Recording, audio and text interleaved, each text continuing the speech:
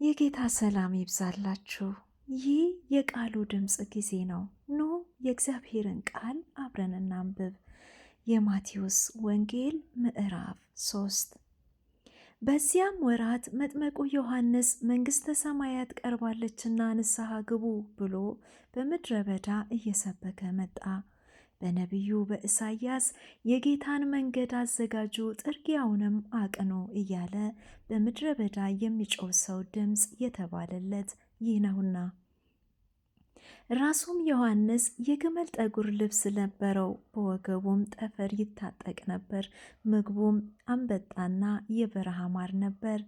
ያን ጊዜ ኢየሩሳሌም፣ ይሁዳ ሁሉ፣ በዮርዳኖስ ዙሪያ ያለ ሀገር ሁሉ ወደ እርሱ ይወጡ ነበር። ኃጢአታቸውንም እየተናዘዙ በዮርዳኖስ ወንዝ ከእርሱ ይጠመቁ ነበር።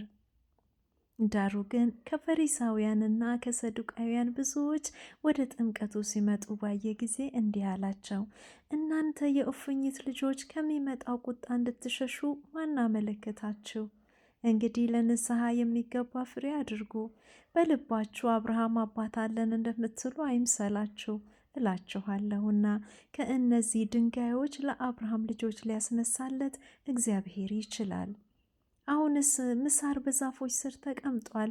እንግዲህ መልካም ፍሬ የሚያደርግ ዛፍ ሁሉ ይቆረጣል፣ ወደ እሳትም ይጣላል።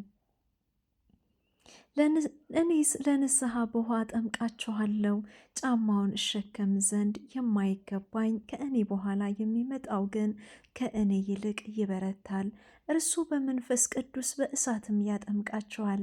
መንሹም በእጁ ነው፣ አውድማውንም ፈጽሞ ያጠራል፣ ስንዴውንም በጎተራው ይከታል፣ ገለባው ግን በማይጠፋ እሳት ያቃጥለዋል።